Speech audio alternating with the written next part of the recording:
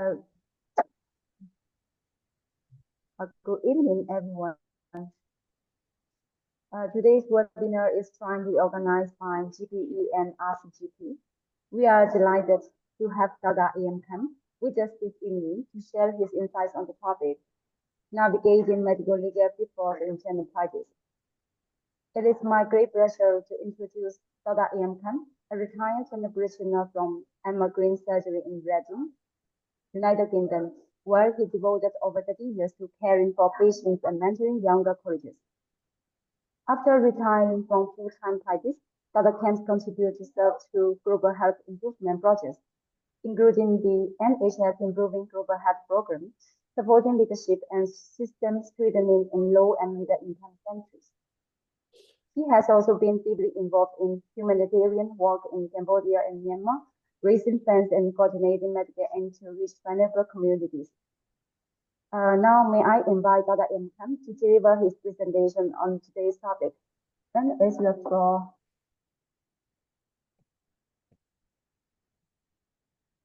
Thank you, IG.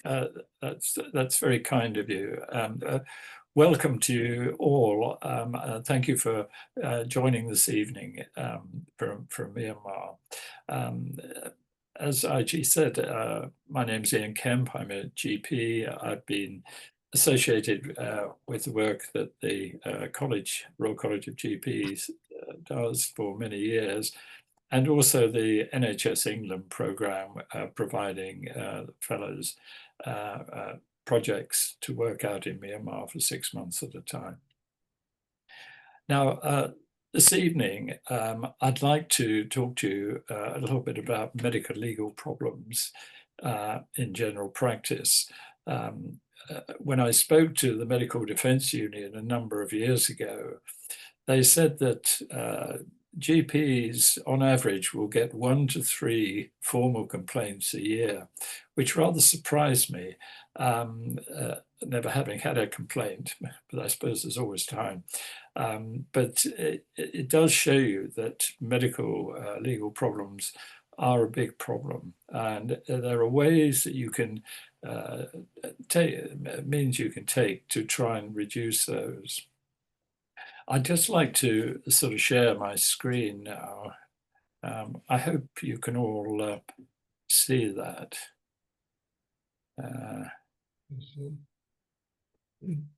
Are you able to?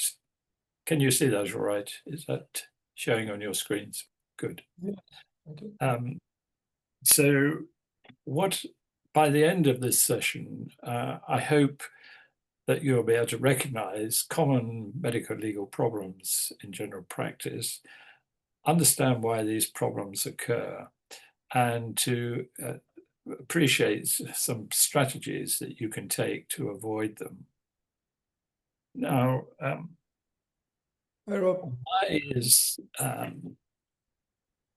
why are medical legal issues important? They are really significant and important because legally they can affect patient trust. They can cause considerable stress to the GP involved, and that will have a knock-on effect to the sort of services that they provide. If you have a formal complaint made, it can raise all sorts of difficulty with the Myanmar Medical Council, coroners, all sorts of inquiries were made, and litigation and criminal prosecution can in some cases follow. Now this will affect the GP enormously. It's very time consuming, it's very stressful, even if you feel you've done nothing wrong. In addition, it will impact on patient trust. And if you have a complaint, almost certainly other patients will get to know about it. And again, they will lose faith and trust in you. GPs are the first point of contact, and because of that, they have a very high responsibility. but they're also very vulnerable GPs due to the wide range of conditions and issues that they deal with. Thank you, in Kemp ပြောသွားတာပေါ့နော်အဓိကဘာလို့ဒီလို medical legal issues ကြီးဘာလို့အရေးကြီးလဲဆိုတော့အဓိကကတော့ litigation ပေါ့နော်တိုင်တောမှုတရားစွဲမှုတွေကဒီ GP UK မှာပဲဖြစ်ဖြစ်ဆိုတော့ဆရာ BJ ပြောလို့ပေါ့ဗမာပြည်မှာလည်းနည်းနည်းတော့များလာပြီဒီလိုများတဲ့အတွက်ကြောင့်တိုင်တောမှုတွေရှိလာရင်ကျွန်တော် medical council ကိုတိုင်တာရှိရ UK မှာဆိုတော့ GMC ကိုတိုင်တယ် coroner ဆိုတော့လူနာသိဆုံးသွားလို့ရှိရင်အဲ့ဒါအတွက်ကိုဒီမှာတော့ inquest လုပ်ရတယ်ဆိုတော့ဒီမှာဟိုလိုဘာကြောင့်သိလဲဆိုတော့ဟိုလိုတရားခုံရုံတော့မဟုတ်ဘူး coroner ခုံရုံမှာလုပ်တဲ့အတွက်ဆရာဝန်ကလည်းတက်ရတယ်လူနာရဲ့ဆွေမျိုးတွေလည်းလာတယ်ပြောတယ်ဆိုတော့လေတော်တော် stressful ပြောလို့ stressful ဖြစ်တဲ့စိတ်ပူစရာကောင်းတယ်ဒီလိုတိုင်တော်မှုတွေရှိလာတဲ့အတွက်လူနာတွေရဲ့ယုံကြည်မှုလည်းဆရာဝန်မှာပြက်ပြားလာနိုင်တယ်။ဘာလို့ဒီဆရာဝန်ကိုတိုင်ထားရဲဆိုကျန်တဲ့လူနာတွေကလည်းကြားတယ်။ပြီးတော့ဆရာဝန်ပုံမှန်လည်းအင်မတန်မှစိတ်ပူစရာရှိရဲနော်ဒီလိုတိုင်တော်တာတရားတွေဖြစ်လာရင်တေချာအဲ့တော့ကိုနေထိုင်နော်ကိုယ့်ရဲ့ well being လည်းထိခိုက်တယ်။ GP လောကလူနာနဲ့ပထမဆုံးစပြီးထိတွေ့ရတာပေါ့နော်။အဲ့တော့တာဝန်ကအင်မတန်မှကြီးပါတယ်။ဒါကြောင့်လည်း GP တွေကဒီလိုတိုင်တော်မှုတွေ medical legal issue တွေနဲ့ပိုပြီးထိရောက်မှုဖြစ်ဖို့ပိုများပါတယ် Thank you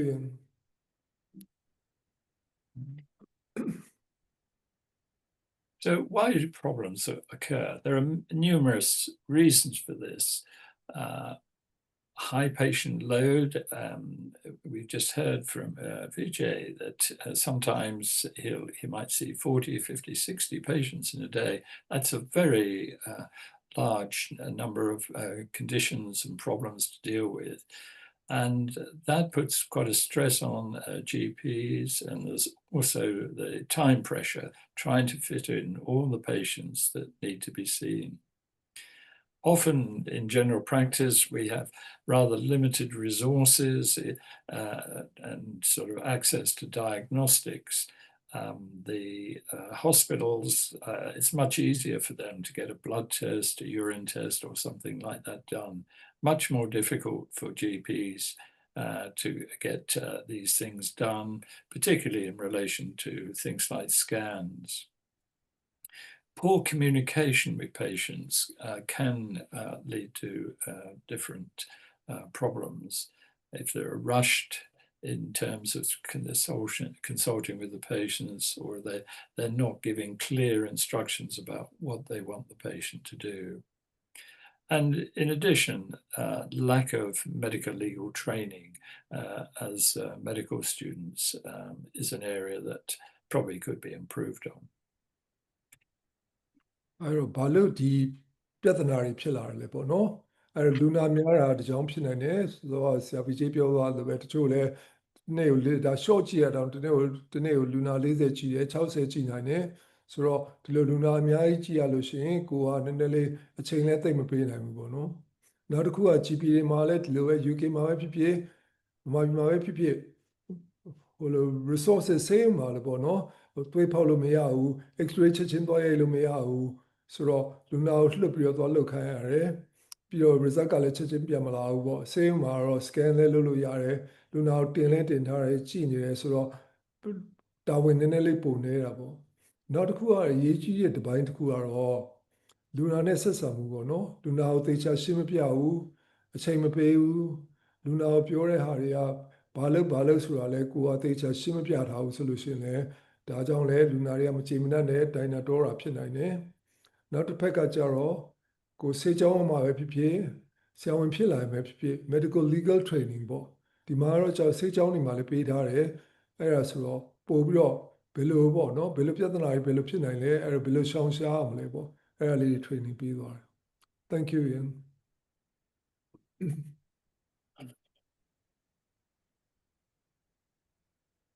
Sorry, I've gone too far. So what are the common causes of complaints? These are the areas that most commonly come up as reasons why complaints surface. Communication, poor documentation, long waiting times, missed or delayed diagnosis, follow-up tests forgotten about, unclear fees or payment expectations, and lack of empathy or respect, medication errors, confidentiality. Those are the main areas. Now, I'll go through each of these in more detail, but I'll just pause there for a moment. ဒီဟာတွေကတော့နော်ဘာလို့များသဖြင့်ဒီလိုလူနာတွေမချေမနှက်ဖြစ်လဲပေါ့နော်လူနာနဲ့ဆက်ဆံရေးလူနာအသေးချာရှင်းမပြဘူးကို medical record တွေအသိမကောင်းလို့လည်းပို့ဖြစ်နိုင်တယ်လူနာစောင့်ရတာကြားတယ်မသိလို့လည်းဖြစ်နိုင်တယ်ဒီမှာဆိုလို့ရှိရင်လည်းများသဖြင့်တော့ပြဿနာတက်တာ diagnosis ကိုမရတာပေါ့နော်ကြားတာတော့လုံးဝ miss ဖြစ်သွားတာလို့ကြောင့်လည်းဖြစ်နိုင်တယ် blood test ကိုဒီမှာလုပ်ထားပြီးတော့သေချာ follow up မလုပ်ဘဲပြန်မကြည့်တော့ blood test ကမကောင်းနေတာကိုသေချာ action မယူဘူးပေါ့နော်ပြီးတော့ဒီလို fee နဲ့ယူတဲ့အခါမှာလည်းနော်ကို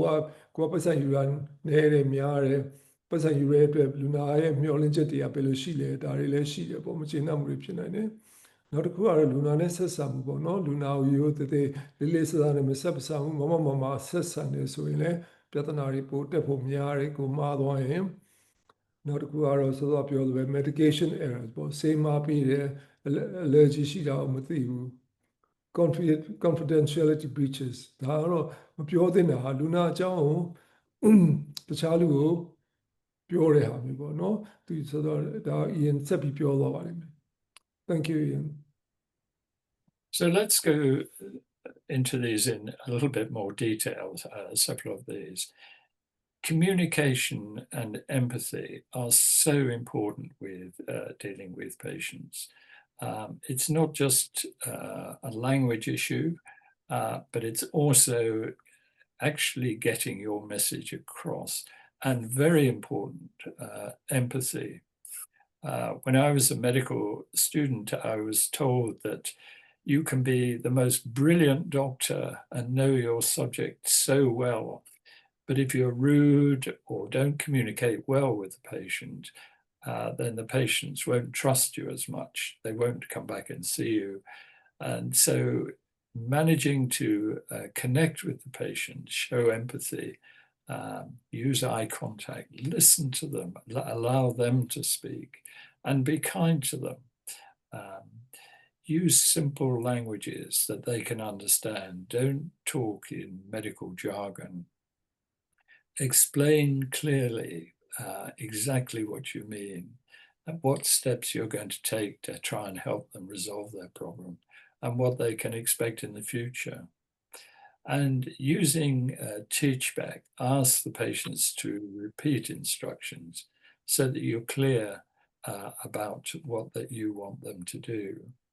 But it is so important to show empathy, listen to them, and be kind in your approach to them. အဲ့တော့အဓိကကတော့เนาะအရေးကြီးတာကတော့လူနာနဲ့ဆက်ဆံမှုပေါ့เนาะအဲ့တော့ရှင်းလို့ရှင်းလဲလူနာနဲ့ရှင်းလင်း medical jargon မသုံးမနဲ့လူနာကိုဘာဖြစ်နေလဲဘယ်လိုဖြစ်နေလဲဆိုတာကိုရှင်းပြပေါ့เนาะအားလုံးရှင်းပြတဲ့အခါမှာလဲကိုကဘယ်လိုပါထင်တယ်เนาะ diagnosis ကဘာဖြစ်နိုင်လဲအဲ့တော့နောက်ချက်ကဘာတွေဆက်လုပ်မလဲဘယ်လိုဖြစ်သွားနိုင်လဲပြီးတော့ဘယ်လိုမသက်သာရင်ပြန်လာဒါမျိုးလေးတွေပြောထားတာပေါ့เนาะဘယ်လိုဖြစ်လာလို့ရှိရင်ပိုဆိုးလာတယ်ပိုနာလာတယ်ပိုရောင်လာတယ်သွေးပိုထွက်လာတယ်ဆိုရင်ချက်ချင်းပြန်လာဒါမှမဟုတ်ဆေးရုံကိုသွားဒါမျိုးတွေမှားထားမှာပေါ့နော်ပြီးတော့လူနာကိုလည်းမေးကိုပြောတဲ့ဟာကိုလူနာကောင်းတဲ့ဝင်ရလားလူနာနားလဲရလားဆိုတာလေးကိုအမြဲတမ်းလူနာကိုမေးပါမေးပြီးလို့ရှိရင်လည်းသိကြအောင်လို့ဆရာကိုပြန်ပြောပေးပါအောင်နော်ဆရာပြောထားတာလေးကိုမှတ်မိရလားပြောပြပေးပါအောင်ဒါဆိုလို့ရှိရင်ပြောဖို့နော်ဆေးကိုတနေ့3ချိန်တောက်အောင်မယ်မသက်သာလို့ရှိရင်ဘိုက်ပူနာလာလို့ရှိရင်ဆရာဆေးကန်းရှိနေတော့ဆေးကန်းကိုပြန်လာဒါမှမဟုတ်တော့ဆေးရုံကိုသွားအရေးကြီးဆုံးကတော့လူနာပေါ်မှာစာနာမှုရှိဖို့အရေးကြီးပါတယ်လူနာကိုချိန်ပေးပါလူနာပြောတာကိုနားထောင်ပါလူနာကိုသေချာကြည့်ပါပြီးတော့ကိုပြောတဲ့လေသိန်းလေးရလဲလူနာကိုစာနာမှုနဲ့ဆက်ဆံပါ Thank you Trust and respect. These are extremely important, particularly as GPs, as opposed to hospital doctors. Hospital doctors may see a patient once or twice, but the relationship that GPs have with patients is very different. We might often see them for decades. We may see many generations of their family. And trust and respect on both sides is extremely important. Greet your patients warmly, even if you're feeling stressed and overworked. Let them be involved in the decision where possible, so that they can know that there are various options for certain things. And if you do make a mistake, if something goes wrong, apologize sincerely. Don't try and hide something that you know that has gone wrong. And encourage feedback in your surgeries. Ask patients, is there anything we could do better? Perhaps holding a small survey from a sample of your patients to try and understand, are we providing the sort of service that we all aspire to deliver? Thank you. လူနာအနေနဲ့လူနာနဲ့ပေါ့နော်ဆရာဝန်နဲ့လူနာတွေကယုံကြည်မှုနဲ့လေးစားမှုကိုကနေပြီးတော့လောက်ရမှာပေါ့စောင့်တည်ရမယ်။များသောဖြင့်ကျွန်တော်တို့ဒီ GP အနေနဲ့လူနာနဲ့အကြာကြီးနှစ်တွေ10နှစ်20ချီပြီးတော့ဆရာဝန်နဲ့လူနာနဲ့ဆက်ဆံလာရတယ်ပေါ့နော်။အဲ့တော့ရေးကြည့်တယ်ယုံကြည်မှုနဲ့လေးစားမှုတယောက်နဲ့တယောက်လေးစားမှုရေးကြည့်တယ်။အဲ့တော့လူနာလာလို့ရှိရင်လည်းကိုဘလောက်ပဲအလုပ်များနေလူနာပဲများနေလူနာကိုကောင်းမှမဆက်ဆက်ပါနော်လာပါပြောပါနော်တွေ့ရတာဝင်တာရဆိုတဲ့အကြောင်းနော်ပြီးတော့လူနာနဲ့ကိုနဲ့လည်းကိုရဲ့ဒီဆုံးဖြတ်ချက်ပေါ့နော်ကိုပါစဉ်းစားနေလဲဘယ်လိုဖြစ်လဲဒီယောဂလို့ထင်တယ်ဘယ်လိုလုပ်မယ်ဘယ်လိုဆက်ကူမယ်ဒါကိုလူနာကိုသေချာရှင်းပြပါလူနာအနေနဲ့လည်းသဘောတူလားကျွန်တော်ထင်တာတော့ဒီလိုဖြစ်နေတယ်ဘယ်လိုထင်လဲဟုတ်တယ်မလားလူနာတွေလည်းသူတို့ကိုတော်တော်သိပါတယ်နော်တချို့ဆိုလည်းဘာယောဂဖြစ်နေလဲဘာယောဂထင်နေတယ်ဟုတ်တယ်မလားတချို့လူနာတွေကပြောပါလိမ့်မယ်ကျွန်တော်ကင်ဆာဖြစ်နေလားမသိဘူးဒါလည်းဖြစ်နိုင်လားမဖြစ်နိုင်လားဆိုကိုရှင်းပြပေါ့နော်တခုမှားသွားလို့ရှိရင်လည်းလူနာကိုတောင်းပန်ပါနော်ရှင်းရှင်းလင်းလင်းမမှန်ကန်ကန်ပြောပါမှားသွားတယ်ကျွန်တော်လောက်တာကျွန်တော်စဉ်းစားတာမှားသွားတယ်နော်အဲအကြောင်းမလို့ဖြစ်သွားတယ်ပြီးတော့ကိုလူနာတွေရှိရလဲအများအား feedback တောင်းပါပေါ့နော်လူနာတွေကိုဒီဟာတွေကိုဘယ်လိုပို့ပြီးတော့ကောင်းအောင်လုပ်နိုင်လဲစေကားအနေနဲ့ရောကိုတယောက်ချင်းအနေနဲ့ရောပေါ့အဲ့တော့ survey တွေလုပ်လို့ရတယ်လူနာတွေကိုမေးလို့ရတယ်နော်အဲ့ဒါလေးတွေတစ်ခါလုပ်ထားရင်လည်းလူနာတွေကို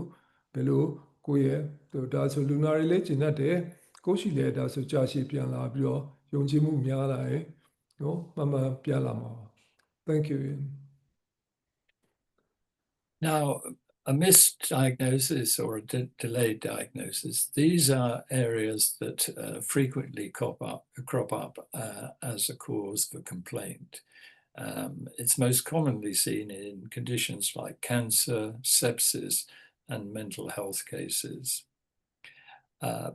Failure to follow up abnormal results or refer appropriately. I remember a colleague of mine, he didn't follow up a patient that had a slightly raised PSA level.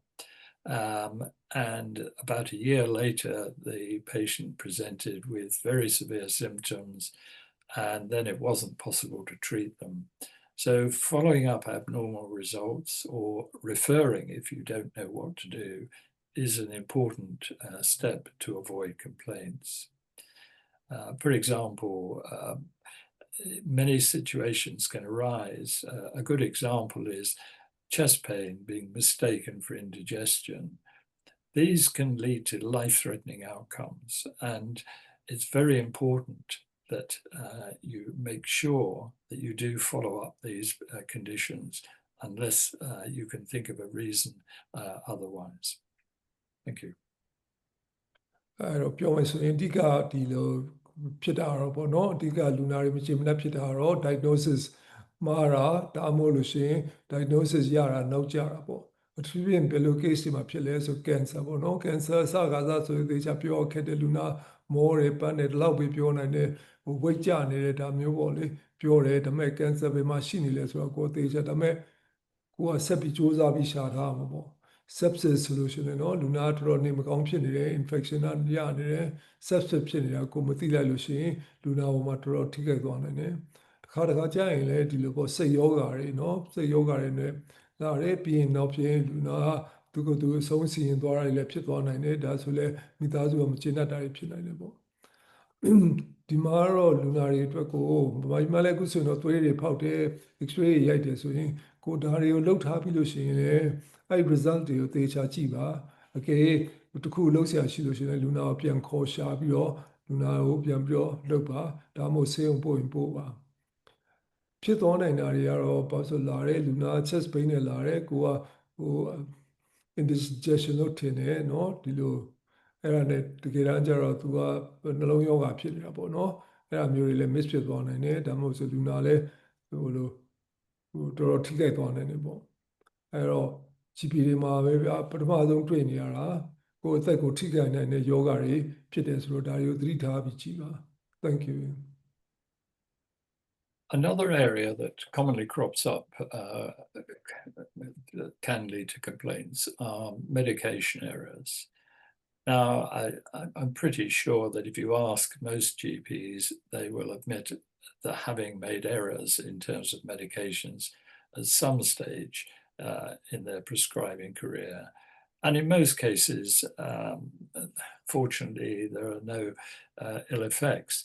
But they can lead to quite serious complications, and it's very important that all of us take great care when writing prescriptions and thinking about medication. If we give the wrong drug, the wrong dose, or a dangerous combination, that can lead to disastrous effects for a patient. For example, prescribing a non-steroidal anti-inflammatory in a patient with peptic ulcer disease can have significant consequences for the patient. It's also very important to double-check allergies and interactions. It's most cases we will know our patients well, we will know what their allergies are, but it doesn't hurt when you're prescribing just to be certain that they don't have any allergies or past interactions that they're aware of. Thank you. အဲ့တော့နောက်တစ်ခုရေးပြတဲ့နေရာပေါ့နော်အများအားဖြင့်ဒီ medication ပေါ့နော်ကိုဆေးပေးတဲ့ဆေးတွေနဲ့ပတ်သက်ပြီးမှားယွင်းသွားတာတွေပေါ့နော်ဆေးမှားပေးမယ် dose မှားမယ်နော်ဒါမှမဟုတ်ဒီ combination ပေါ့နော်ဒီဆေးနှစ်ခုပေးလိုက်တဲ့အတွက်လူနာမှာပို့ပြီးတော့ထိခိုက်သွားမယ်အထူးသဖြင့်ဒီမှာဆိုလို့ရှိရင်တော့လူနာတွေက medical record တွေအကောင်းရှိနေတော့ဘာဆေးတွေသူတို့မှာတောက်နေရဆိုတော့လေကိုကသိတယ်နော်ဒီခါလေးကြာရင်တော့ကျွန်တော်ဘာမှသိတာတော့ medical record တွေကလည်းမကောင်းဘူးလူနာတွေကဒီခါလေးကြာလို့ရှိရင်လည်းဆေးရဝယ်တောက်နေရတွေရှိတယ်ဒါမှမဟုတ်ဗမာဆေးတောက်နေရတွေရှိတယ်ဆိုတော့လေအဲ့ဒါလေးကိုသေချာသတိထားပြီးမေးပါများပြင်ဒီလိုဖြစ်နိုင်တာတွေကတော့နော်အရင်က peptic ulcer တွေရှိနေခဲ့လို့ရှိရင် non-steroidal anti-inflammatory ပေးလို့ရှိရင်လူနာပေါ်မှာဒုက္ခရောက်သွားနိုင်ပါတယ်နောက်တစ်ခုက allergic reaction တွေပေါ့နော်အားလုံးဒီ penicillin allergy လူနာသေချာမေးပါမေးပြီးရင်လည်းရေးချထားပါဒါတွေကနော်လူနာကိုမေးတယ် penicillin allergy ရှိလားဆိုမရှိဘူးပြောထားတယ်ဆိုကိုရေးချထားပါတကယ်လို့သာရှိလာလို့ရှိရင်ကိုယ့်ဘက်ကတော့နည်းနည်းလေးတော့စဉ်းစားတာကာပြီးသားဖြစ်နေတာပေါ့လေအဲ့တော့ဆေးပြီးတယ်ဆေးထိုးတယ်ဆိုလို့ရှိရင်အင်မတန်မှသတိထားပါ Thank you Now, documentation, our patient records. This is the thing that will save you if you do have a complaint made. If you keep reasonable records documenting what you've done, what you've said to the patient, and what the patient may have said to you,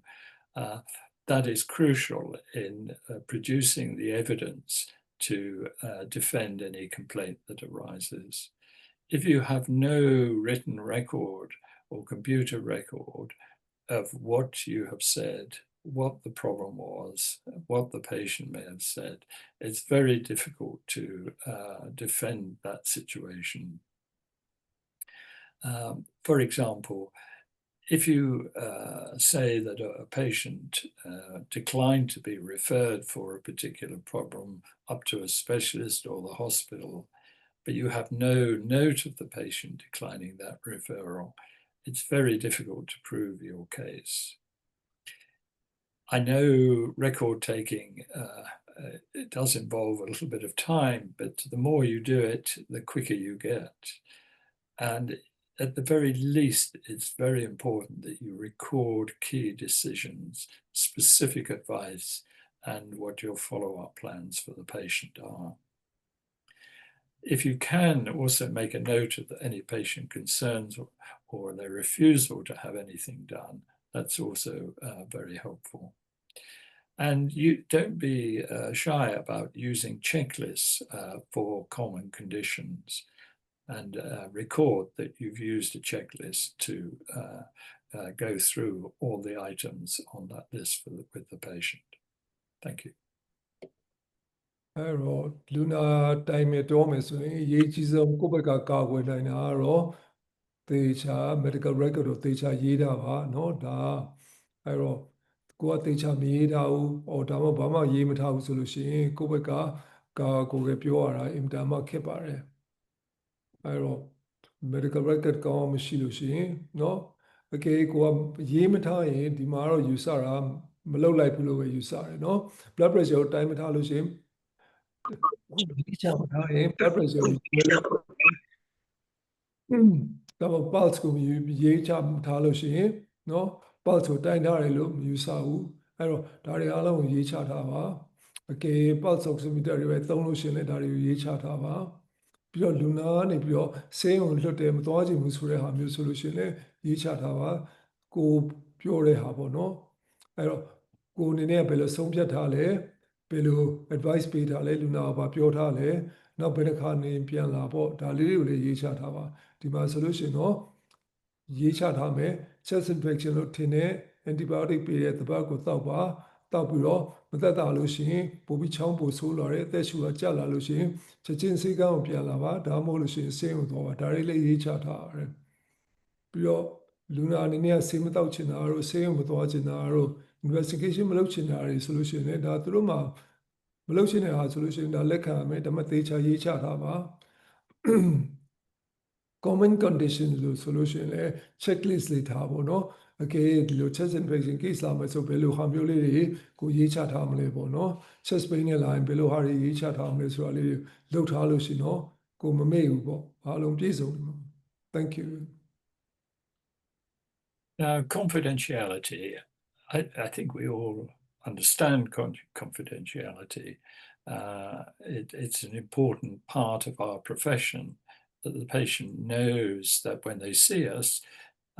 it is on a confidential basis and you will not be sharing information to other outside parties. And this is important to remember. You really should not share patient details without the consent of the patient, because this can lead to all sorts of complicated consequences. And that includes telling the family about conditions like HIV status. It is very difficult when a patient comes along, you feel they give you information, and then a family member turns up and asks for details. I think we have to be proportionate in our response about that request. I think if a family member asks for sort of just a minor detail, that might be excusable, but generally it's best not to divulge information without checking that the patient is happy about that, particularly in sensitive areas like infections, HIV status, contraception, those sort of difficult areas. It's imperative that you do not divulge information and make it clear to the family that you're doing this because you're respecting the trust of the patient and say to them that you're very happy to discuss it, but first of all, you need the patient's explicit consent for that. Thank you. အဲ့တော့အရေးကြီးတဲ့ဟာပေါ့နော်ဆရာဝန်နဲ့လူနာကြားထဲမှာပြောဆိုထားတဲ့ဟာတွေအားလုံးဟာဘယ်သူမှပြန်ပြီးတော့မပြောသင့်ဘူးနော်အဲ့တော့ကိုယ်နဲ့လူနာနဲ့ကြားထဲမှာပဲလူနာကိုယုံကြည်နဲ့ပြောထားတဲ့ဟာတွေကိုပြောလို့မရအောင်သူရဲ့မိသားစုကိုလည်းပြောလို့မရအောင်ဒါပေမဲ့တစ်ခါကျရင်မိသားစုကလာမေးတယ်ဒါဆိုလို့ရှိရင်တော့လည်းအခြေအနေရပဲပေါ့နော်ဘလို့အသက်ကြီးတဲ့လူကြီးတယောက်ပေါ့နော်အဲ့ဒါမျိုးကိုသူသားသမီးကလာမေးရဆိုလို့ရှိရင်တော့လေတကယ်တမ်းကျရင်တော့လေအသက်ကြီးတဲ့လူကိုမေးရမယ်သူသားသမီးနဲ့ပြောစေချင်လားသူ့အကြောင်းကိုဆွေးနွေးစေချင်လားဆွေးနွေးပါဆိုမှပဲဆွေးနွေးသင့်ပါတယ်ဒါပေမဲ့တချို့ဟာလေးတွေကတော့ပြောလို့ရရင်ရမှာပါလေနော်အဖေဘာဖြစ်နေလဲအဖေ chest infection ဖြစ်နေတယ်လို့ဆိုလို့ရှိရင်တော့နည်းပြောလို့ရတာပေါ့နော်ဒါမှမဟုတ်လို့ရှိရင်လည်းမင်းသူ့ရဲ့တယောက်ကဇနီးကလာမေးတယ်ကျမယောက်ျားလာတယ်သူ HIV သူ့ရဲ့ HIV status ဆိုတာ check လုပ်တယ်ဘယ်လိုလဲလာ check လုပ်လာဆိုလို့ရှိရင်ကိုဘယ်လိုမှပြောလို့မရဘူးပေါ့နော်အဲ့တော့ဒီလိုတွေကိုပြောလိုက်လို့ရှိရင်လည်းပြီးတော့လည်းလူနာအကြောင်းတွေကိုကိုယ့်ရဲ့အသည့်တွေကိုယ့်ရဲ့ရက်ွက်တွေကိုယ့်နယ်တွေထဲမှာလည်းဘယ်သူအကြောင်းမှမပြောပါနဲ့ဘာလို့ဆိုဒါမျိုးတွေကလူနာရဲ့ယုံကြည်မှုပြပြတယ်ဒါမှမဟုတ်တန်တော်မှုတွေလည်းဖြစ်လာနိုင်ပါတယ် Thank you Consent. This is another area that can give rise to complaints. Now, patient consent must be clear, accurate, and proportionate to the procedure or what is going to be performed on the patient. And there are various types of consent depending on the severity of the procedure that's likely to be taking place. Now, the implied consent is something for relatively routine, low-risk procedures. For example, physical examination, taking someone's blood pressure. Now, you don't really need to record that you've asked for their consent to do this, because the very fact that they're there and they allow you to do it, a simple procedure like that, is giving their implied consent. Now, the next level up would be verbal consent for minor procedures or investigations where some discussion occurs. Now, that might be, say, doing a blood test or removing a skin lesion, something like that. Something that is slightly invasive for the patient. It's good that you just write consent given. It doesn't have to be a full explanation of what you said,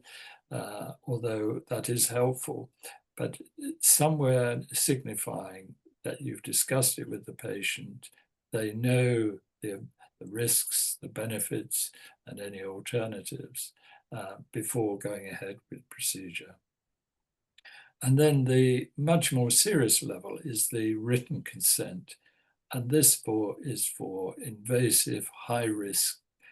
conditions, perhaps surgery or sharing information about someone. And if you can get some sort of written consent from the patient, that will make defending any complaint that came forward much easier for you. Thank you. I wrote informed consent ပေါ့နော်ကျွန်တော်တို့ဒီမှာဆေးရုံမှာလုပ်တယ်ဆိုလဲကို house လုပ်နေတော့ဆိုလဲဒီ surgical procedure မလုပ်ခင်ကတော့ consent ကတော့ဆေးရုံမှာတော့အများကြီးယူတယ်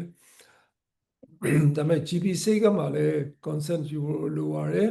အားလုံးအတွက်လိုလားဆိုတော့မလိုတော့မလိုပါဘူးလူနာကိုလာတွေ့တယ်ဆိုရင်ကို BP တိုင်းမယ်ဆိုရင်လူနာရဲ့ consent ကိုယူစရာတော့မလိုဘူးဒါပေမဲ့သွေးဖောက်မယ်ဆိုလို့ရှိရင်တော့လဲလူနာကိုပြောပါဘာလို့ဖောက်မယ်သွေးဖောက်မယ်ဆိုတဲ့အတွက်ကိုဆိုလို့ရှိရင်တော့သွေးယူမယ်ဆိုလို့ရှိရင်တော့ပြောပါဘယ်လိုတွေစစ်မယ်ဘာစစ်မယ်ဆိုတာတွေကိုရှင်းရှင်းလင်းလင်းပြောထားပြီးပါအကယ်၍ minor surgery လုပ်မယ်တခုလုပ်မယ်ဆိုလို့ရှိရင်တော့လဲအနည်းလေးတော့လူနာရဲ့နော် informed consent ယူထားတယ်လူနာခွင့်ပြုတယ်လူနာကိုရှင်းပြတယ်ဘာလို့လုပ်မှာလဲဒီလိုလုပ်တဲ့အတွက်ဘယ်လိုဖြစ်သွားနိုင်လဲဘယ်လို complication ရှိနိုင်လဲဆိုတာလေးတော့ကိုတော့လူနာကိုရှင်းပြထားပါပြီးတော့ကိုယ်ထဲမှာလဲ medical record ထဲမှာလဲရေးထားပါ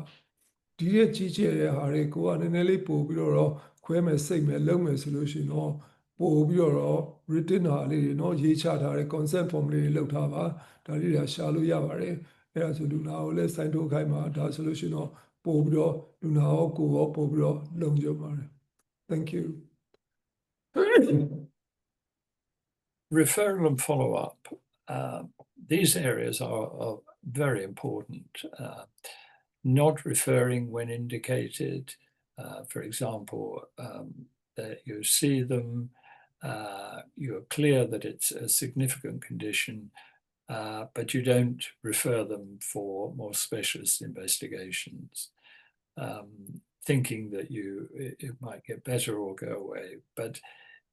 it is very important if you identify something that you know will require further follow-up, that you do that and indicate in your records that you've done that. In addition, follow-ups, patients, for example, diabetics are often seen in hospital. There might be a note back from the hospital saying they'd like you to do follow further monitoring. And if you don't do that, that can lead to complaints. And you do need to have some sort of system in your practice that enables you to pick up these patients that require follow-up. Otherwise, they, with the high volume of work, they can slip through the net and they're missed, and complications may arise from that, and the patient may decide to make a formal complaint. Thank you. အဲ့တော့ဒီကနောက်တနေရာပေါ့နော်ဒီလိုပြဿနာလူနာတွေရှိကြောမှုတွေဖြစ်နိုင်တာတော့ကို follow up မလုပ်တာတော့နော် referral မလုပ်တာပေါ့နော်ဆေးရုံပို့တင်တယ်လူနာရဲ့အခြေအနေအသိမကောင်းဘူးဒါကိုလည်းကိုကမပို့ဘဲနဲ့ကိုကပဲဆက်ကုနေတာမျိုးတွေဆိုလို့ရှိရင်လည်းဒါတွေကလူနာတွေရှိတာနေပြီးတော့ complaint တွေရနိုင်ပါတယ် follow up ကတော့ဗမာပြည်မှာတော့ဒီမှာတော့ပိုရေးကြည့်ရပါဆိုလူနာတွေကဆေးရုံတက်တယ်ပြီးရင်ဆေးရုံကိုရှိကိုပြန်လာတယ်တပတ်နေလို့ရှိရင်ပြန်ပြီးတော့ဒီဆေးကိုရက်လိုက်ပါအော်ဒါမှမဟုတ်ဒီဆေးတင်လိုက်ပါဒါမှမဟုတ်ဘယ် blood test လုပ်ပါဆိုကိုကဒါလေးကိုသတိထားပြီးမကြည့်ထားပြီးတော့လူနာကိုပြန်ခေါ်မထားလို့ရှိရင်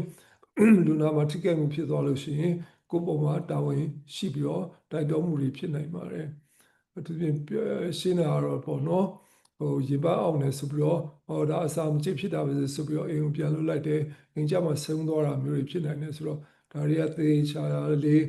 ကိုကြည့်ပြီးမှကိုဘာလို့နော် indigestion လို့ထင်လဲဘာလို့ MI လို့မထင်ဘူးလဲဆိုတော့ကိုသေချာရေးချထားရင်ကိုယ့်အတွက်ကာကွယ်မှုလေးနည်းနည်းရပါတယ် Thank you Professional misconduct. Now, misunderstandings with patients or colleagues. It's very important that, as we've already discussed, that you maintain very good relations with your patients, being kind to them, empathetic, putting yourself in their position. But it's also very important that we maintain good working professional relationships with colleagues, both other general practitioners, other health professionals, hospital doctors, hospital staff, because if they feel they can't trust you, that can often lead to misunderstandings. And it also makes for a much more pleasant working life if you're tolerant of your colleagues, if they perhaps make errors, just like we all do. So try and work on the relationships with colleagues. Now, over-familiarity. This is a difficult one for general practice because we get to know our patients very well. We often look after them at times of crisis within their families. We perform intimate examinations on many, and it's very important that you realize what the proper boundaries are of those professional relationships.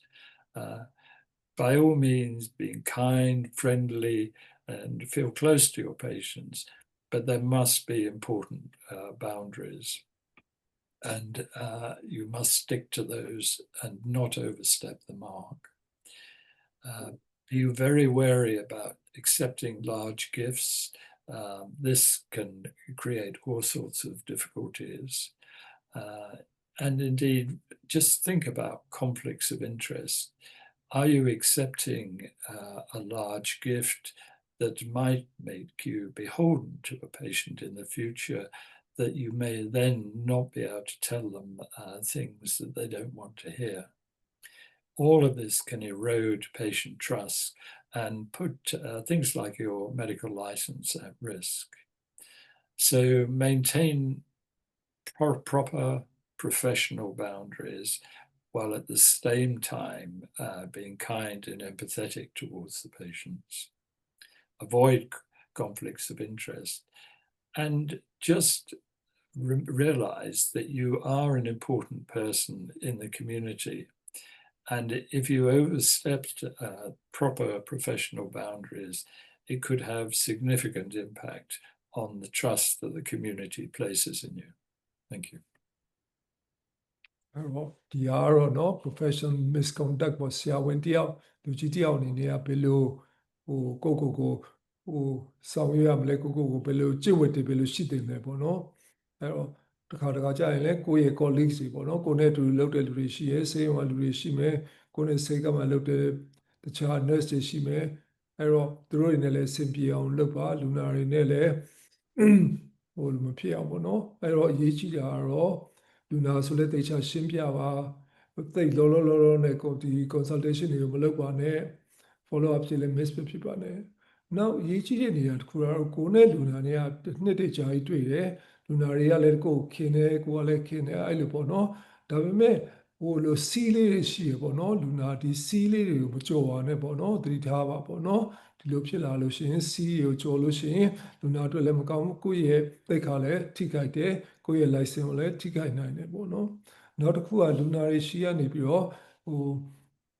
လက်ဆောင်ပေးတာပေါ့နော်တောင်းလက်ဆောင်လေးတွေလိုမုံလေးယူလာတယ်တစ်ချိန်မှာတစ်ခုယူလာပေးတယ်ဆိုရင်ဒါတော့အကြောင်းမပေါ့ဘူးဒါပေမဲ့အများကြီးအကြီးကျယ်ပစ္စည်းပေးတာတို့ဘာလို့ဆိုရင်လူနာနဲ့ကိုနဲ့ဆက်ဆံမှုကဘာလို့ဆိုလူနာတစ်ချိန်မှာတောင်းလာမယ်နော်ဆရာဒါလေးလုပ်ပေးပါဒီလိုလေးရေးပေးပါကျွန်တော်ဒီလိုစာလေးရေးပေးပါဒါမျိုးလေးတွေဖြစ်လာရင်ကိုကသူ့ရှိရာယူထားလို့ရှိရင်လက်ဆောင်တို့တွေယူထားလို့ရှိရင်တော့ခက်ခဲလာနိုင်တယ်အဲ့တော့အရေးကြီးတာတော့စီးကိုထိမှလူနာတွေနဲ့เนาะပြီးတော့လူနာတွေရှိရာတစိုးလက်ဆောင်တွေကိုလည်းသတိထားပါယူတဲ့အခါမှာပြီးတော့ဆရာဝန်ဆရာမတွေဆိုတာလေကိုယ့်ရဲ့နယ်ထဲမှာကိုယ်သိက္ခာနဲ့ကိုယ်ရှိရဆိုတော့ကိုယ်နာမည်ကိုထိမ့်သိမ်းထားပါဒါအင်တာမအရေးကြီးပါတယ်သူပြင်ဆရာတို့ကိုမျိုးသေးသေးလေးမှာလုပ်တယ်ရွာမှာလုပ်တယ်ဆိုလို့ရှိရင်အဲ့ကြားထဲမှာကိုယ့်ရဲ့သိက္ခာနဲ့ကိုယ့်ရဲ့နာမည်ကိုကောင်းနေဖို့အရေးကြီးပါတယ်ဒါမှမဟုတ်ယုံကြည်မှုပြပြသွားနိုင်ပါတယ် Thank you Now, the final area that I'd like to bring to your attention before we talk about how to reduce the risk of complaints in more detail is inadequate complaint handling. Now, you can make the situation much, much worse if you don't respond appropriately if you're unlucky enough to have a complaint made. If you try and hide the records, if you deny something that took place, didn't take place when it actually did, if you delay things, if you show lack of respect or empathy towards the patient, these can antagonize the patient and make them more likely to seek legal redress. When I was in practice, if I made an error and felt that I needed to explain it to the patient, I would usually go round to the patient's house and I would admit, I made this error, try and make them understand how it arose and what I was going to do about it. And I mean, fortunately, it didn't happen that often, but I always found that if you were completely open and weren't trying to hide something and deny something, patients by and large accepted that and were much more likely to be forgiving. And indeed, I often felt that it strengthened the relationship with the patient because they felt they could trust you to always tell them exactly what was happening and be honest about it, rather than being defensive and trying to hide things. So I would urge you to, if you are unlucky enough to have a complaint, be open with the patient. Make sure that they understand you're going to try and rectify it and show them respect and be genuinely apologetic for what has happened. And in those cases, nearly always the problem is sorted out. Thank you. အဲ့တော့အဓိကပေါ့နော်လူနာတိုင်တော်လာတဲ့ခါကြလို့ရှိရင်နော်ကိုကသေချာလူနာတိုင်တဲ့ဟာကိုကိုကသေချာမလုပ်ဘူးနော်တိုင်တဲ့ဟာကိုကိုကဟိုလိုဟိုဖွက်ထားတယ်ဒါမှမဟုတ်ဘူးဆိုရင်ညင်းပယ်တယ်ညားတယ်ဒါမျိုးဆိုလို့ရှိရင်တော့လူပို့ပြီးတော့အခြေအနေပိုဆိုးသွားနိုင်တယ်ပေါ့နော်အဲ့တော့အကောင်းဆုံးကတော့ကိုမှားသွားလို့ရှိရင်လည်းရင်စောပြောလိုပဲပေါ့နော်သွားပါလူနာနဲ့တွေ့ပါတွေ့ပြီးမှားသွားတယ်ကျွန်တော်ဒီလိုလုပ်တယ်ကျွန်တော်ဒီလိုထင်တဲ့အတွက်ဒီလိုလုပ်လိုက်တယ်တကယ်တမ်းကျတော့ဒီလိုဖြစ်နေတယ်ဆိုတော့လေးပွင့်ပွင့်လင်းလင်းရှင်းရှင်းလင်းလင်းပြောရင်လူနာတွေကများသဖြင့်တော့လက်ခံပါတယ်ခွင့်လွှတ်ပါတယ်เนาะဘယ်ဟိုလိုမမားသောစေးသမားဆိုတာမရှိဘူးဆိုတော့ကျွန်တော်မှားကြမှာပဲမမားဘူးဆိုတော့ဘယ်တော့မှမဖြစ်နိုင်ဘူးအဲ့တော့မှားတဲ့အခါမှာပွင့်ပွင့်လင်းလင်းပြောပါမမှန်ကန်ပြောပါ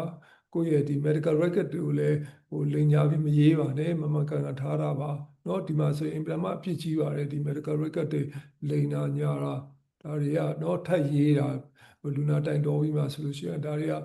အခုဒီတိုင်းပြည်မှာတော့ computer record တွေဆိုတော့ဘာမှထပ်ရေးလို့မရဘူးထပ်ရေးလို့ရှိရင်လည်းပိုသိတာတယ်ဆိုရင်ပိုပြီးအပြစ်ကြီးသွားနိုင်ပါတယ်မမှန်ကန်ပြောပါဝန်ခံပါကိုမှားသွားတဲ့ဟာ Thank you. So how do we reduce the risk of complaints? Now, I'll go over this fairly quickly because I think we've touched on most of the points, but I'll try and just refocus. Good documentation, extremely important.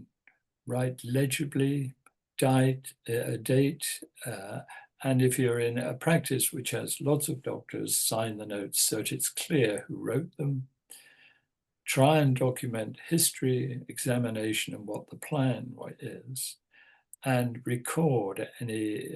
informed refusal or if you're asking their permission to do something. Try and think about effective communication. This is the key to general practice, being able to communicate with our patients, explain a diagnosis, tell patients what their options are, use simple language, don't use jargon, and show respect, empathy towards patients. Thank you. အဲ့တော့ဒီလူနာနဲ့เนาะဒီပုံပြီးအဆင်ပြေသွားအောင်လို့ပေါ့เนาะတိုင်တော်မှုတွေနည်းသွားအောင်ပေါ့အရေးကြီးတာကတော့ good documentation ပေါ့ medical record ကိုသေချာရေးပါဖတ်လို့ရအောင်ရေးပါဘယ်နေ့ကရေးတယ်ပြီးတော့ဘယ်သူရေးတယ်ဆိုတာလဲเนาะသူပြင်ဒီမှာဆိုလို့ရှိရင်တော့ဆေးကနေမှာဆရာဝန်တွေများလို့ရှိရင်ဘယ်သူရေးထားတာလဲဆိုတော့သိအောင်လို့လဲကိုစိုင်းထိုးပါเนาะအရေးကြီးတာကတော့ကိုယ့်ရဲ့ဒီ medical record မှာအရေးကြီးတာသူရဲ့ပေးထားတဲ့ history ကိုရေးပါ examination ကိုဘာလုပ်လဲဘာစနဲ့ဘယ်လိုတွေ့တယ်အဲ့ဒါတွေ့တဲ့အကြောင်းဘယ်လိုဆက်လုပ်ဖို့ကြံထားတယ်လူနာကိုဘယ်လိုမှားထားတယ်เนาะဘာဆေးပေးတယ်ဘယ်လိုဆက်လုပ်မယ်ဒါလေးတွေအားလုံးအသေးချာရေးချထားရင်တခုတိုင်တော်လာတယ်မှားသွားလို့ရှိရင်ပြန်ပြီးတော့ပြောရဆိုတာပိုလွယ်ပါတယ်လူနာဘက်ကလည်းမလုပ်ချင်တဲ့ဟာတွေပေါ့เนาะသွေးဖောက်ဖို့ပြောတယ်ဆေးရုံသွားဖို့ပြောတယ်မလုပ်ဘူးဆိုလေဒါလည်းရေးချထားပါအဓိကအရေးကြီးဆုံးကတော့လူနာနဲ့ဆက်ဆံမှုပါပဲเนาะအဲ့တော့ကိုယ်နဲ့လူနာနဲ့တွေ့တယ်ဒီသူ့ကိုစမ်းသပ်တယ်ပြီးလို့ရှိရင်လည်းသေချာရှင်းပြပါတိုက်တွန်းစစ်စာဘာဖြစ်နိုင်လဲအဲ့တော့ဘယ်လိုဟာတွေလုပ်လို့ရတယ်ပေါ့เนาะအဲ့ဒါမျိုးပေါ့အဲ့ဒါလေးတွေသေချာရှင်းပြရေးပြထားပါလူနာနဲ့နားလည်နိုင်တဲ့စကားလုံးတွေကိုသုံးပါ medical jargon တွေကိုမသုံးပါနဲ့လူနာကိုလေးစားပါเนาะညာတာစိတ်ရှိရဲ့เนาะစိတ်စေတနာနဲ့ပဲလူနာကိုဆက်ဆံပါဒါဆိုလို့ရှိရင်တော့လေလူနာတိုင်တော်မှုတွေကြောလာနိုင်ပါတယ် Thank you Just continuing on that same theme, informed consent explain the risks, benefits, alternatives, confirm their understanding, and note or obtain written consent. Prescribing, double check allergies, avoid polypharmacy because this can lead to all sorts of interactions and side effects for the patients. And if you're not sure, use national or WHO guidelines. Thank you. အဲ့တော့ရေးကြည့်တာလဲစပြောမယ်ဆိုရင်လူနာရှိရာ consent ကိုတောင်းပါเนาะကိုဘာပဲလုပ်မယ်ဆိုလို့ရှိရင်ဖြစ်နိုင်တဲ့ရလာတယ်เนาะဆိုတော့သွားနိုင်တဲ့ risk ရှိရဟာလေးတွေပေါ့เนาะဘယ်လိုဖြစ်သွားနိုင်လဲเนาะဒါလေးတွေကိုရှင်းပြထားပါလူနာနားလေလားဆိုတာလည်းပြောပါတခါလေကြားလို့ရှိရင်လေလူနာကိုရေးချထားပါစိုင်းထိုးတိုင်းခိုင်းတာပါเนาะကိုရှင်းပြထားတဲ့ဟာနဲ့ကိုလုံမဲ့ဟာတွေပေါ့เนาะပြီးတော့ prescribing เนาะဒီဆေးပေးတဲ့ဟာပေါ့အဓိကတော့ဒီ allergy တွေကိုတစ်ခါနှစ်ခါသုံးခါ check လုပ်ပါเนาะဒါကိုလည်းရေးချထားပါပြောတယ် penicillin allergy မရှိဘူးလို့ပြောတယ်ဆိုတော့လည်းရေးချထားပါကိုထိုးမယ်ဆိုလို့ရှိရင်ပြီးတော့ဆေးတွေအများကြီးမပေးပါနဲ့ဆေးတွေအများကြီးပေးလို့ရှိရင်ပို့ပြီးတော့တစ်ခုနဲ့တစ်ခုနဲ့ interact ဖြစ်ပြီးတော့ပို့ပြီးတော့ပြဿနာတက်သွားနိုင်ပါတယ် guideline တွေကိုသုံးပါเนาะကိုရှိတဲ့မြန်မာ guideline ဖြစ်ဖြစ် WHO guideline ပဲဖြစ်ဖြစ်အဲ့အမျိုးတွေကိုသုံးပါကို prescribe လုပ်တဲ့အခါမှာအကောင်းဆုံးဖြစ်အောင်လို့ thank you Confidentiality. Keep your records secure. Don't leave patient records lying around the surgery or open in front of other patients. Make sure they're kept somewhere that is locked so that people can't gain access to them. Share information only when consent or when it's legally required. This will build trust by protecting patients' privacy. And if they know that you will not be revealing information, then they're much more likely to tell you rather intimate things that they perhaps wouldn't share with other people. With referral and follow-up, recognize your limits. Refer early if you're not sure about things, and provide written referral notes. Just saying to the patient, I don't know what's going on, go up to the hospital, is not very professional and it's not helpful to the receiving doctor. Writing a written note that says what you feel the situation is and pointing out key salient points is very helpful to the receiving doctor. And again, that builds trust between you and the hospital or other health professionals. And always ask patients to return for review if the situation or the symptoms change. I find that if you always make it clear that they can return for a further discussion about an ailment, you're less likely to run into problems of them not turning up when the condition has become more serious. Thank you. အဲ့တော့เนาะဒီက confidentiality ပေါ့ပြောမယ်ဆိုလို့ရှိရင်เนาะလူနာရဲ့ဒီ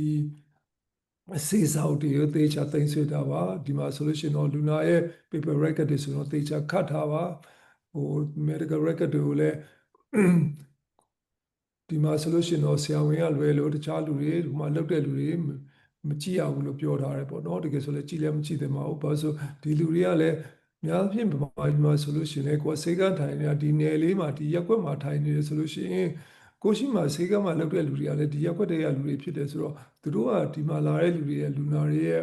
ဟို medical record တွေကိုကြည့်လို့ရှိရင်เนาะသူတို့လည်းသိဖို့မလိုဘူးပေါ့အဲ့တော့เนาะအဲ့တော့ဆရာဝန်တယောက်ကပဲသိဖို့လိုတယ်ဒါမှမဟုတ် nurse ဆိုရင်လည်း nurse ကသိဖို့လိုတယ်เนาะအဲ့တော့သေချာထားပါ medical record တွေကို referral လုပ်မယ်ဆိုလို့ရှိရင်လည်းเนาะ recognize limits ဆိုကိုဆရာ GP တယောက်အနေနဲ့ဘယ်လောက်လုပ်နိုင်လဲပေါ့เนาะလူနာလာတာဒီမှာဆိုလည်းဖြစ်တတ်တယ်နှစ်ခါသုံးခါလာပြရတယ်ကိုကဘာဖြစ်မှမသိသေးဘူးဆိုလို့ရှိရင်အဲ့ချိန်မှာဆိုလို့ရှိရင် refer လုပ်ပါကြာလာမှ refer လုပ်လို့ရှိရင်ကို miss ဖြစ်တဲ့လူနာမှလည်းထိခိုက်မှုတွေရှိသွားနိုင်တယ်မကျေနပ်မှုတွေလည်းဖြစ်သွားနိုင်တယ်ဆရာဝန်ကိုလာပြတာ၄-၅ခါရှိပြီဘာမှလည်းသေချာမလုပ်ဘူးဆိုပြီးတော့ဖြစ်သွားနိုင်တယ်เนาะအဲ့တော့ပြီးတော့ refer လုပ်ရင်လည်း အဓိကကတော့ဆေးရုံတို့ပါလို့ဆိုလို့ရှိရင်စာလေးနဲ့ရေးလိုက်ပါเนาะဒါတွေကမြန်ပါတယ်ဟိုဘာဖြစ်တယ်ကိုယ်ဘယ်လောက်ရှိနေပြီလဲ history ကဘာလဲဘာထင်တယ်ဘယ်လို finding ကဘာတွေရှိလဲဘာထင်တဲ့အတွက်ဆေးရုံကိုပို့တယ်ဆေးရုံဘက်ကနေပြီးတော့ကိုကဘာလိုချင်လဲပေါ့เนาะ diagnosis က clear မဖြစ်လို့လား treatment ပို့လို့ဖို့လိုလားဒါတွေကရှင်းရှင်းလင်းလင်းဒီမှာဆို referral notes မှာရေးရပါတယ်ဒီမှာဆိုလို့ရှိရင်တော့ဗမာပြည်မှာတော့ကျွန်တော်သတိထားမိတာတော့ဆေးရုံကနေပြီး GP ကိုပြန်ပြီးစာမပို့ပါဘူးဒါပေမဲ့ discharge တဲ့တော့လူနာကိုပြန်ယူလာခိုင်းလို့ရပါတယ်အဲ့တော့လူနာကိုပြောလိုက်ပါဆေးရုံကဆင်းလို့ရှိရင်ပြန်လာပါဆေးရုံကပေးလိုက်တဲ့စာနဲ့ကြည့်ပြီးတော့ဘယ်လိုဆက်လုပ်ကြမလဲဆိုတော့ဒါဆိုလို့ရှိရင်လေလူနာနဲ့ဆက်ဆိုင်မှုလည်းပိုကောင်းတယ်လူနာနဲ့ကလည်းဆရာဝန်က queue site တဲ့စိတ်ဝင်စားရဲဆိုတာသိသွားတယ်ဆိုတော့ယုံကြည်မှုလည်းပိုကောင်းလာပါတယ် Thank you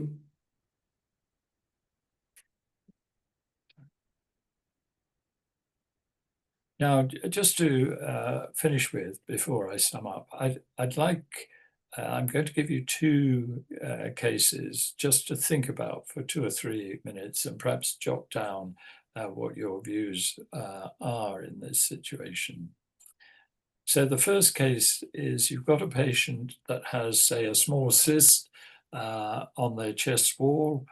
that you excised without proper explanation. The wound gets infected and the patient then makes a complaint. Now, what I'd like you to think about is what is required for proper consent and how would you document consent in general practice?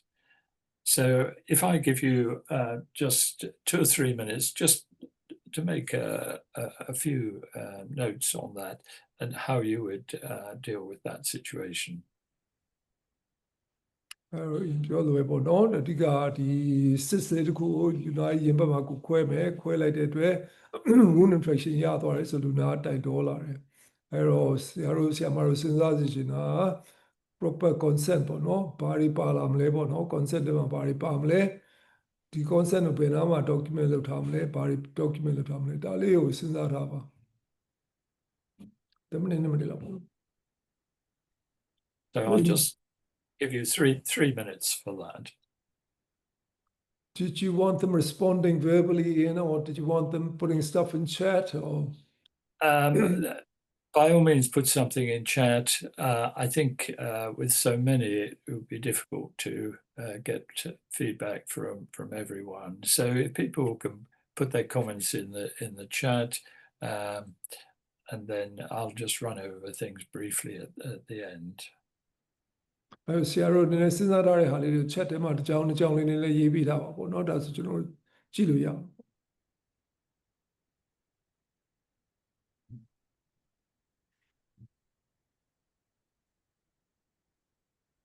chat ထဲမှာဗမာလိုရေးလိုက်ရပါတယ်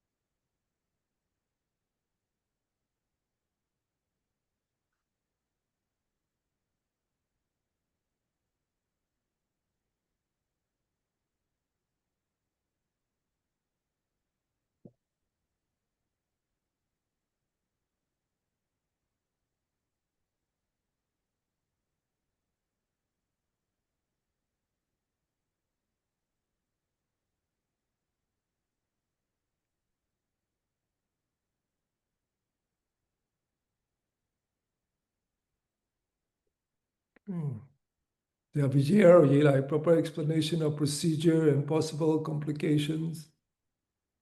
Good, yeah.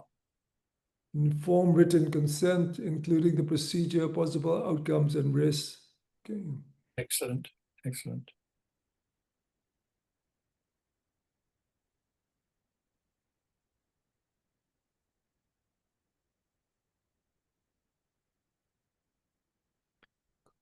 Consent, agree to excision and explain the procedure and possible complications. Another one from Tathanin, consent for minor operations with possible outcomes and during operations risks. and after operation concerned with wound conditions and patient immune system. Okay, very good. Excellent. They're all very good answers. Just short time further for anyone else that wants to say anything.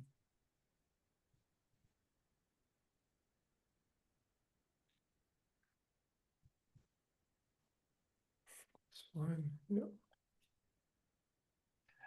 Okay, well done those that put something in the chat box. They're exactly the sort of things to take into consideration. Now, in terms of consent, it's very important, as I said earlier, that you give people the information they need to understand so that they can give consent. Now, in this sort of situation with just excising a small cyst, implied consent is not really sufficient. You could argue that it was because they were there and they allowed you to do it. But if you didn't explain that there could be complications like a wound infection, then that wouldn't be sufficient. Verbal consent might be sufficient, providing, again, you explain the full extent of things that could go wrong and any alternatives. Written consent would be ideal, but certainly at the very least, you have to record that they gave verbal consent and to make sure that you document this where possible. Now, just another quick example. This relates to confidentiality and can lead to all sorts of difficult situations. So in this case, a GP discloses the HIV status to a family without the consent of the patient. The patient is unhappy about this and files a formal complaint against the doctor. So what I'd like you to just consider for 2 or 3 minutes is, when is it legally acceptable to share information, particularly in relation to something like HIV, and how you would handle the pressure from the family? So just yeah. Consent မပါဘဲနဲ့ GP အနေနဲ့ကလူနာရဲ့မိသားစုကိုဒီလူနာရဲ့ HIV status ဆိုပြောလိုက်တယ်အဲ့တော့လူနာကိုတိုင်တိုးတယ်အဲ့တော့သိချင်တာရင်သိချင်တာဘယ်အချိန်မှာဒီ confidentiality ကိုဖောက်လို့ရတယ်ပေါ့နော်ဒီ confidentiality ကိုရေးမထားဘဲလုပ်လို့ရတယ်ပေါ့နော် information ကိုဘယ်အချိန်မှာ share လုပ်နိုင်လဲပြီးတော့Okay, မိသားစုကနေပြီးတော့ pressure ပေးလာရင်ကိုဘယ်လိုခံနိုင်မလဲပေါ့နော်ဘယ်လိုရှောင်ရှားမလဲဒါလေးတွေနဲ့စဉ်းစားကြည့်ကြပါဘယ်အချိန်မှာကိုဘယ်လိုအချိန်မျိုးမှာကိုဒီ information ကိုပေါ့နော်ဒီ HIV status ကို share လုပ်လို့ရမလဲ Yeah, risk of transmission to other people, general public health hazard. Yeah, that's good.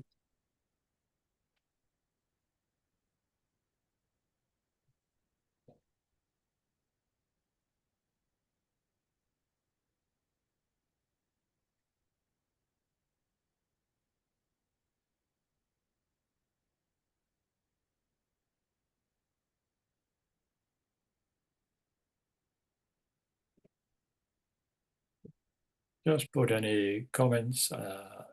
that you have in the chat box.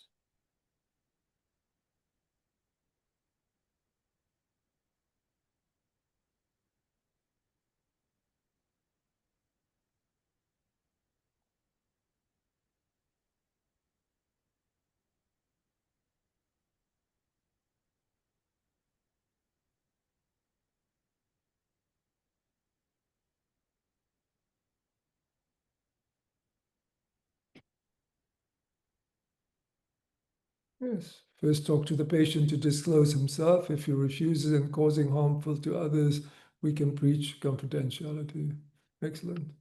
I think that's excellent because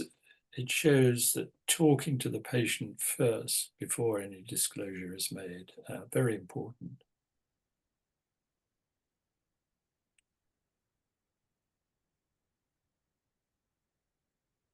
Yeah, legally acceptable for this because this is an infectious disease and also a sexually transmitted disease. Explain to the patient, family that. Yes, there are certain legal circumstances where you'd be required by law to divulge the information. And quite rightly, when there's a serious risk of harm to perhaps another individual.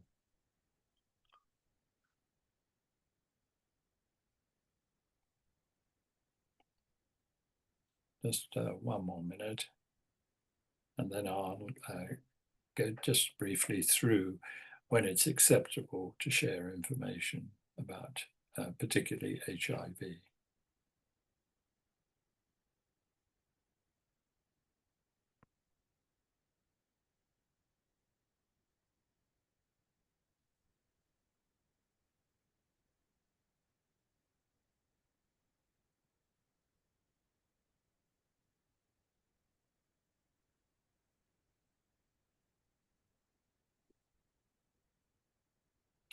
Okay, well, if we just stop there. Now, in terms of confidentiality, particularly in very sensitive areas like HIV, there, just to summarize the situations when you can divulge the information. Firstly, and this is probably the most important, with the person's explicit consent. If they agree, and you should make a note in their records about this, to share their HIV status, then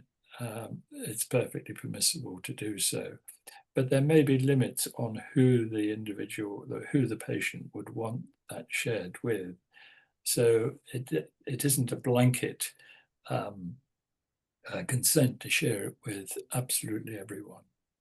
but record who they have said they're happy to be revealed to. Another area that it is permissible is with healthcare professionals when it's necessary for direct medical care, as was mentioned in the chat box, but on a strict need-to-know basis. If you're required by law or a court order, perhaps during legal proceedings or by police under specific justified circumstances, and you would need something from them in writing saying that it was a court order. Again, mentioned in the chat box, for public health purposes, this may be required by public health authorities for disease control to stop it spreading. But usually this data becomes anonymized. It's not easily identified for an individual patient. And again, mentioned in the chat, if it's to prevent serious risk to others, if you believe that someone is at serious risk from, say, catching HIV from someone that they're having relationships with, then you may feel in certain circumstances that it's reasonable to divulge that. But the best way of doing that is to go back to the individual patient and say, look, you're putting this patient at risk. It's important that you do divulge it to them. And only then, and perhaps seeking advice from medical legal centres before you divulge that information. The difficult area is how to handle pressure from the family. This can be extremely difficult and can put quite a lot of pressure on you. But the way to deal with this is to explain confidentiality rules to the patient. Calmly tell the family that law and ethics require you to protect the patient's privacy, and say to them, look, I would want to protect your privacy in a similar situation, and try and get them to understand it from that point of view. Try and provide support for them, not secrets. And again, discuss it with the patient who is HIV positive or similar conditions, to say that it may well be in your best interest to let your family members know so that they can support you and help you. Well, thank you for doing those two cases. Now, just to summarize, these are some key take-home messages I'd like you to consider. Medical legal problems, by and large, are preventable, but you need to communicate well, document thoroughly, obtain consent, respect confidentiality, and refer when in doubt. Because if you protect your patients in this way, you'll also be protecting yourself and will earn the greater trust of your patients long term. Thank you. I'd be very happy to try and answer any questions if you have them. And thank you for staying with us throughout, because I know it's getting rather late in Myanmar. ဆရာမတို့အားလုံးကျေးဇူးတင်ပါတယ်နောက်ကျနေတဲ့အတွက်နေပေးတဲ့အတွက်လည်းကျေးဇူးတင်ပါတယ်မေးစရာရှင်မေးပါနော်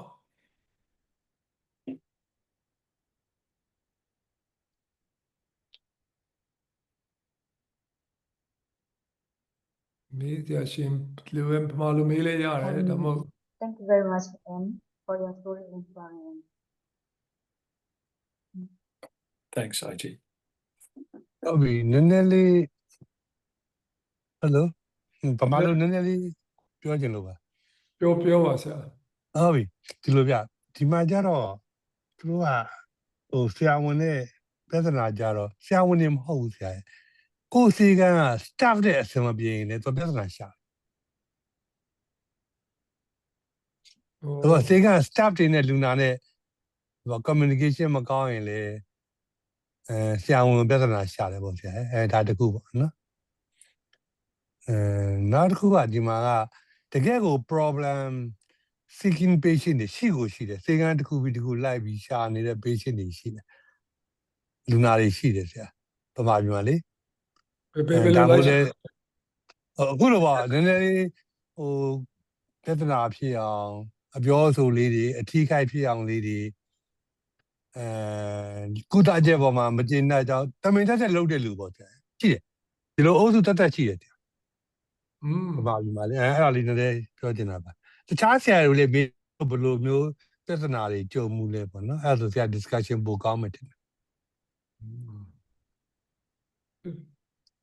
Dr. Vijay was talking about two things actually, and about one is about it's not just with the doctor, but patients would be also with your staff from the practice. If they, you know, we would get complaints if the reception staff or if the reception staff areကိုရှိဝဲရောက်လာတာပေါ့လေ complaint ကကိုစေကမ်းပိုင်ရှင်ဆိုလို့ရှိရင်ကိုရှိဝဲတိုက်တော်ချက်ကရောက်လာတာပေါ့ so the complaint comes to you even if it is your staff so staff need to be well trained and another interesting thing is in that they are patients who are looking for finding ways to make complaints against doctors and extract some financial gain ပေါ့နော်ဆရာပကြီးဒီလူတွေကဆရာဝန်ရှိရတဲ့ငွေကြေးတောင်းဖို့အတွက်ကိုလာတာပေါ့နော်အဲ့လိုပေါ့လိုချင်မှုရှိတဲ့အတွက် Yes, Vijay. Very important points. I mean, the staff members are part of the general practice team,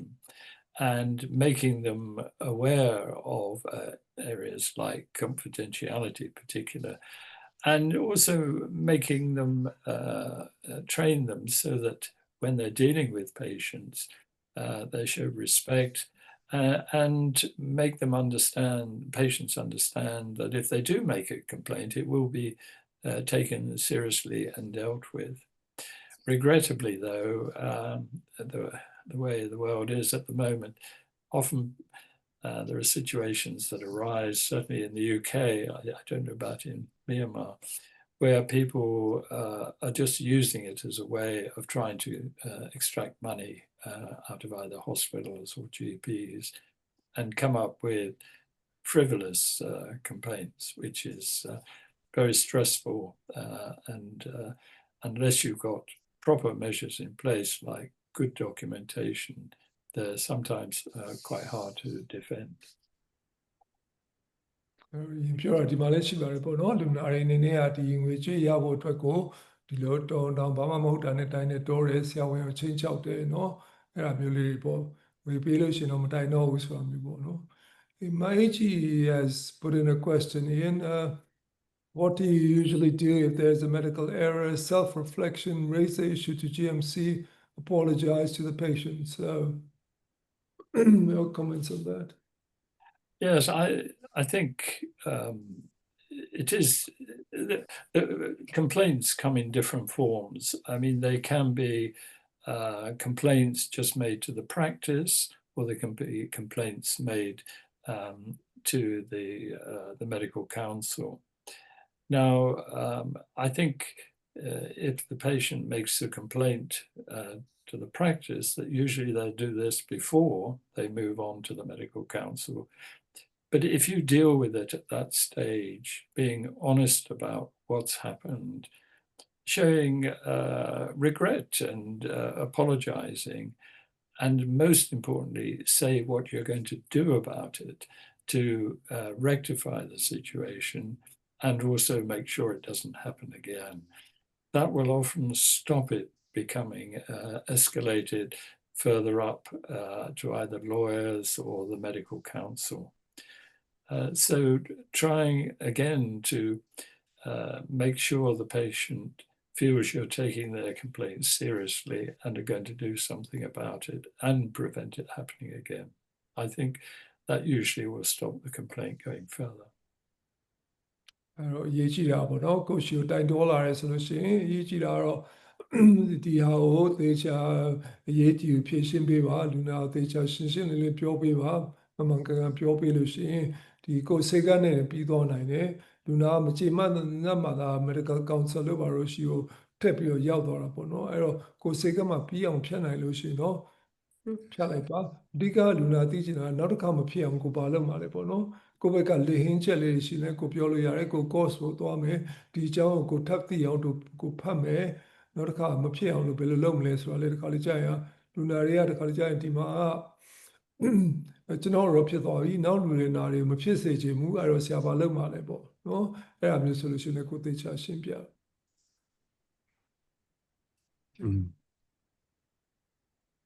တခြားဘယ်သူမေးဦးမလဲမသိဘူးမေးကြည့်ပါဦးဆရာမရှိကျွန်တော်နည်းနည်းလေးတစ်ခုထပ်ပြောချင်လို့ပါပြောပါတခြားလူဦးစားပေးပါဦးမမေးကြအောင်လည်းမသိ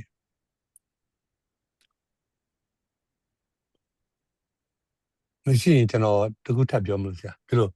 လူနာသေသွားတယ်ဆိုပါလို့ဆရာဒီကျွန်တော်ကအင်္ဂလန်နဲ့တော့မတူဘူးပေါ့ဗမာပြည်မှာအဲ့ဒါအဖြစ်များတယ်လူနာကိုစေကမ်းမှာသေသွားတယ်နော်ကိုကဒီမှာဆေးထိုးတဲ့လူများတာဘူးဒီမှာဆေးထိုးတဲ့လူများတော့ဆေးထိုးပြီးသေသွားတယ်အမှန်မှန်တော့ဆေးကြောင့်သေတာလည်းဖြစ်မယ်တခြားကြောင့်သေတာလည်းဖြစ်မယ်နော်ဒါပေမဲ့သေသွားပြီဆရာသေသွားပြီဆိုတော့လူနာအမြင်ကကိုကြောင့်သေတာပဲလေနော်သေတာပဲဆိုတော့ဒါဘယ်လိုရှင်းရမလဲဆိုတော့ကျွန်တော်တို့အကြံပေးတာကြတော့လေအဲ့ဒီညာတွင်ချင်းပဲကိုမှားသွားပြီပေါ့ကိုကြောင့်သေသွားပြီပေါ့နော်ရုံးလည်းမရောက်ချင်တော့ဘူးရဲလည်းမတိုင်ချင်တော့ဆိုလူနာနဲ့တခါတည်းညှိပြီးရော်ကြီးတခါတည်းပေးခိုင်းညာတွင်ချင်းပေးခိုင်းတယ်ဆရာတို့လက်မှတ်ထိုးပြီးတော့နောက်နေ့မဆောင်နဲ့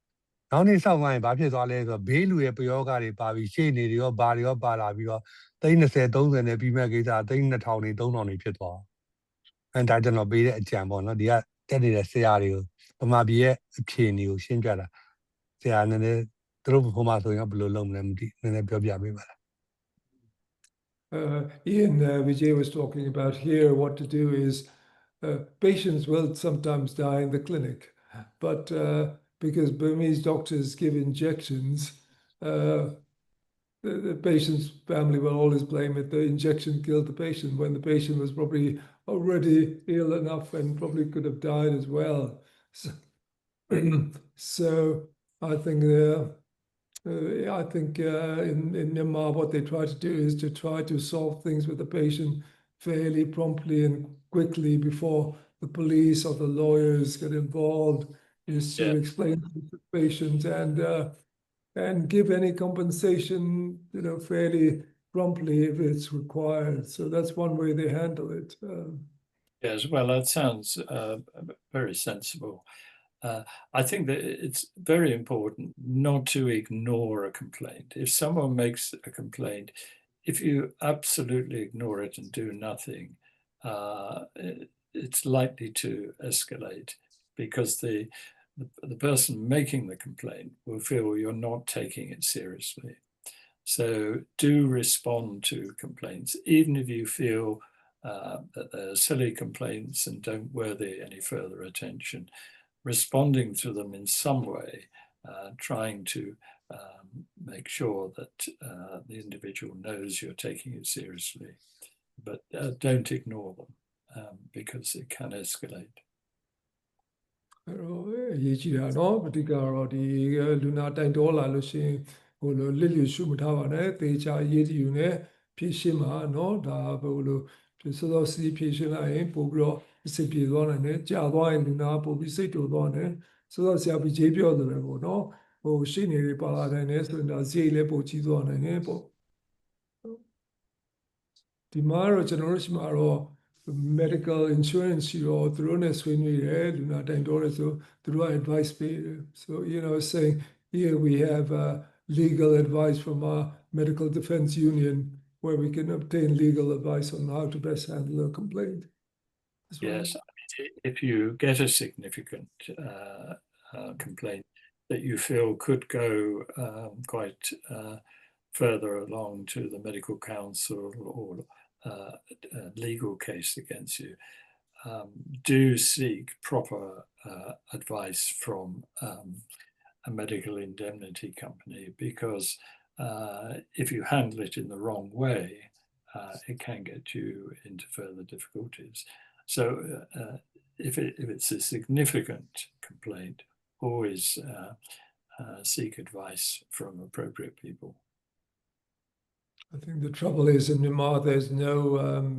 medical defense unions, so GPs are usually, doctors are usually on their own in a way. Yeah. So it makes it, probably have to ask legal advice. အဲ့တော့ဗမာပြည်မှာဒီလိုလူနာတိုင်တာတွေပဲနဲ့ကိုယ့်ဘက်ကရှင်းနေတဲ့စောစီဆွေးနွေးပြီလားအဲ့လိုဒီ medical legal စိတ်ဝင်စားတဲ့ရှင်းနေတွေနားလည်တဲ့ရှင်းနေတွေတော့ရှိလား so I was saying whether in Myanmar are there lawyers who have an interest or skills in medical legal issues ရှိတယ်ဆရာရှိပါတယ်ဒါပေမဲ့သူတို့ဘက်ကကြာဝန်ဘက်ကလိုက်ဖို့မဟုတ်ဘူးဆရာလူနာဘက်ကလိုက်ဖို့ oh အဲ့တော့တချို့ကမြောက်တောင်ပေးသေးတယ်သူ့ကိုဒီလူနာကတပြားမှပေးကြမလို့ဟိုကရော်ကြီးရမှတယောက်တော့ယူတခါတည်းအပြတ်ပြောလိုက်အဲ့လိုရှိနေတယ်ရှိတယ်ဆရာဒီမှာလည်းရှိပါတယ်ဒီမှာဆေးရုံမှာတွေကိုပဲကြော်ညာကတ်ထားတယ်ဟိုတခါလေးကြာဒီလိုဖြစ်တယ်ဆေးရုံမှာမကျေနပ်တာရှိရင်ကျွန်တော်တို့ပြောပါအစင်မပြေတာဖြစ်ရင်လူနာရဲ့တခုထိခိုက်မှုရှိသွားရင်ဆိုပြီးဒီမှာရှင်းနေတွေကကြော်ညာတယ် I think in Myanmar people VJ was saying there are also lawyers who are like in the UK saying we can help you to make a claim if we don't no fees until we win the claim and then we will split the claim 50-50s yes Yes, regrettably that's the world we live in, and there can be exclusive there can be lawyers that act rather unscrupulously on some occasions. But when dealing with them, try not to use emotive language. Try and be very professional and make sure that you don't give too much information away until you're required to. But don't get angry and start using either threatening or emotive language, because it would just antagonize them further. Just try and deal with the situation in hand, get proper advice, and don't take it personally that a lawyer is behaving in a particular way.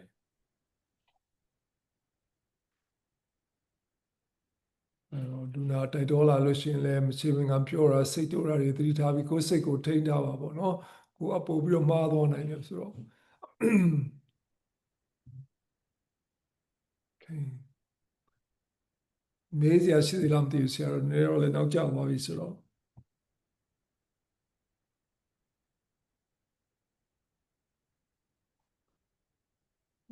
I'm sure not. Ian, I don't think they have any more questions. Did you want to say some final words? Yes, thank you. I really appreciate all of you giving up your time to come and listen to this talk. You have busy lives and it's late in the evening there. I hope you've gained something from talking about these medical legal issues. They are important, but I do stress they are largely preventable if you try and stick to some rules about your behavior. The most important thing is be kind, empathetic to your patients, and document things that you're doing. So thank you all very much for attending this evening. Thank you.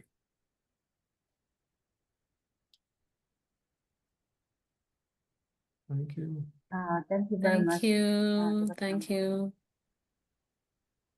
Thanks, IT. Thank you. If there is no more questions, let's bring tonight's webinar to a close.